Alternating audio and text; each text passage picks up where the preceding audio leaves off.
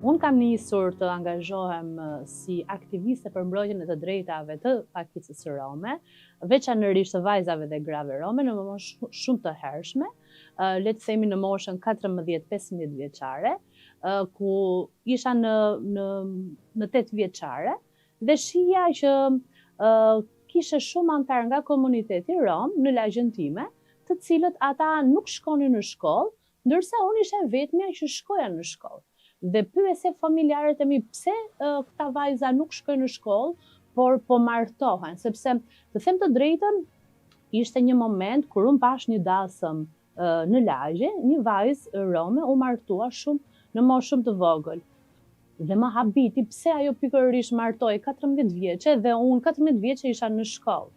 Dhe tek shihja problematikat e komunitetit tim, familja më tregonte më shumë që shiko, ne i përkasim komunitetit rom, unë sigurisht e dija sepse ne flisnim romisht në shtëpi, por nuk e dija thelbin problematikat që ne si komunitet kishim dhe nuk e dija arsyen pse këto vajza martoheshin kaq herët.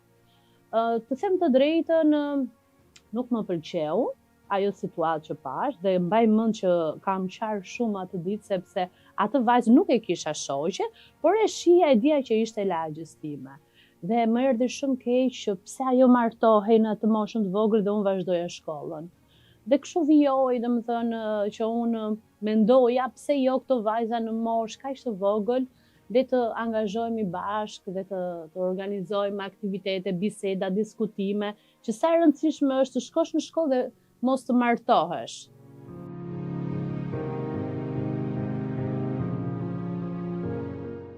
Sfidat kanë qenë të shumta, ndërta kanë qenë sigurisht paragjykimet nga vetë komuniteti, kur ata shihnin dikë banor të tyre, antar të komunitetit të tyre, që shihnin që ishte duke ngritur zërin, por nuk e kuptonin që ishte shumë e rëndësishme që ky person po e ngrinte zërin për problemet e tua si komunitet dhe jo për problemet e Brisindës.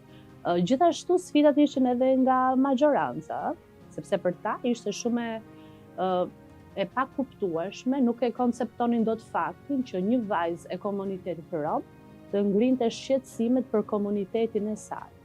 Dhe mbi të gjitha, kur problemet nuk ishin të Brisildës, për çështjen e strehimit, për çështjen e paragjykimeve, për çështjen e aksesit, mungesës të aksesit në shërbime shëndetësore, dhe pjesëtarët e majorancës e shihnin shumë të as pak të pjesëtarët e majorancës nuk e kuptonin dot që një vajzë duhet të ngrej këto probleme, ndërkohë që kishin imazhin e krijuar në mendjen e tyre.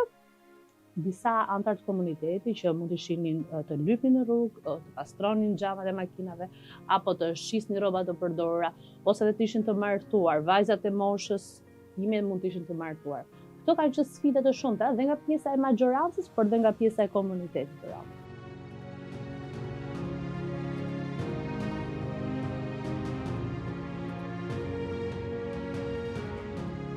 Të jem e sinqert, unë kam pasur një mbështetje shumë të madhe nga babai im, ai dhe për faktin sepse është angazhuar me shoqërinë civile rome dhe ai në moshë shumë të hershme, prej shumë vitesh angazhohet ende. Ai ka qenë mbështetja ime, heroi im, idhulli im, lideri, ai ishte urrëdhësuesi im, por nga mami e kisha pak problem, sepse mami kishte frikën që disa persona që jetonin shumë larg, le të themi, nga komuniteti, mundet të bënin diçka të keqe sepse banorët e lagjës, gratë, vinin dhe i kritikonin mamën që shiko, çfarë i duhet shkolla vajzës tënde, kur ndërkohë ajo mund të martohet, ne si rom, ne nuk duhet ta vazhdojmë arsimin, ne duhet i martojmë vajzat, dhe mamin e kisha pak skeptikte në këtë pjesë, por që sigurisht me mbështetjen e babit dhe duke i treguar që shiko, realiteti është krejt ndryshe, ajo e kuptoi. Pasi e kuptoi mami, pata shumë paragjykime nga të afërmit e mi, nga kushërinjtë e largët që shpeshherë kritikonin familjen time dhe me komente që jo, s'na duhet shkolla, duhet ta martosh vajzën e tjerë e tjerë. Por ajo çfarë mami kishte më problem ishte kur unë lëvizja jashtë Shqipërisë me trajnime, me konferenca, sepse kam lëvizur në moshë shumë të vogël, dhe Nëse unë rria një javë në Gjermani, në Francë, me trajnime ose në Hungari, mami një javë në derisa unë të vija në shtëpi. E kishte domethënë, ishte shumë e shqetësuar vetëm për faktin që unë të isha mirë me shëndet, por dhe opinionin e njerëzve. Ndikohej shumë në atë moshë. Sa kohë ke në kompjuter që mëson kompjuterin? Po bëj gati një vit. Dhe në çfarë klase je? 8. Ka shumë shoqe të tjera rome që vazhdojnë deri në klasë të 8? Jo, shumë paka. Po pse? Sepse është mentaliteti romëve kjo që vajza deri në 12 vjeç ose 13, për shembull, të shumta 11 nuk lejohet. Vazhdoj. Pse nuk lejohet? Po sepse ato i martojnë, i heqin nga shkolla, pastaj vin koha që ato rriten dhe pak, martojnë. Unë jam shumë krenare Brejdon, kur shoh që sepse bëj krahasimin. Para 20 vitesh mund të isha e vetme në një sallë, në një takim, në një plasë, në lagje. Tani nuk shihem më. Janë shumë të ngjashme si unë. Dhe jo me pa qëllim, unë e kam promovuar gjithkund që puna jonë si aktivist dhe frymëzimi jonë kjo është, kur ne shohim shumë vajza, shumë gra, shumë të rinj të cilët kanë mundësira për të punësuar, kanë mundësira për të promovuar në media si modele pozitive, kanë mundësira për ta shfaqur identitetin e tyre, të qenurit rom ose egjiptian sigurisht, por sigurisht që nuk janë vetëm këto gjëra që ne jemi krenar dhe për ato protestat e bukura që janë bërë, edhe pse shumë prej tyre nuk kanë pasur rezultatin mbase të dëshiruar që kanë pasur njerëzit, por që kanë ndikuar shumë tek organizimi dhe ngritja e zërit.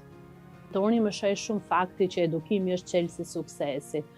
Pa arsim nuk ka integrim sigurisht, mund të jetë bërë një slogan, një shambullon që e kemi dëgjuar gjithkund, por jo, unë e kam të faktuar.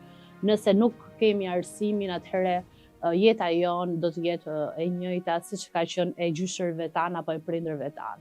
Unë gjithmonë në për takime, në për dalje në terren të ndryshëm me komunitetin, ne më shohim shumë fakti që nëpërmjet arsimit jeta jonë do të ndryshojë dhe i bëj thirrje të fortë të gjithë anëtarëve të komunitetit tim që ta shohin arsimin si një mundësi e cila do ndryshojë jetën e fëmijëve të tyre. E ardhmja e tyre do ndryshojë vetëm nëpërmjet arsimimit. Sepse nëse ne kemi arsimim dhe ne si grup që jemi të gjithë, kemi pasur fatin mundësinë të arsimohemi me sakrifica të ndryshme. Dikush mund të ketë pasur për të ngrënë, dikush jo, dikush i veshur me rroba të mira, dikush me rroba jo të mira, ama ne e dim fort që arsimimi është çelësi i suksesit dhe vetëm nëpërmjet arsimimit ne do kemi një jetë edhe më të mirë. Më pas është çështja pasi ti arsimohesh, sigurisht do kesh sfida, sepse ne e dim pasi të diplomohesh, ne kemi shumë të rinj të cilët janë të diplomuar, por që nuk e gjejnë veten ende në tregun e punës. Dhe kjo është që institucionet sigurisht duhet ta kenë në vëmendje, sepse ne kemi shumë të rinj të cilët janë të diplomuar, por ende po punojnë në projekte të ndryshme, në organizata, ose jo në profilin e tyre. Ndaj, e ardhmja është që ne duhet të fokusohemi tek arsimimi.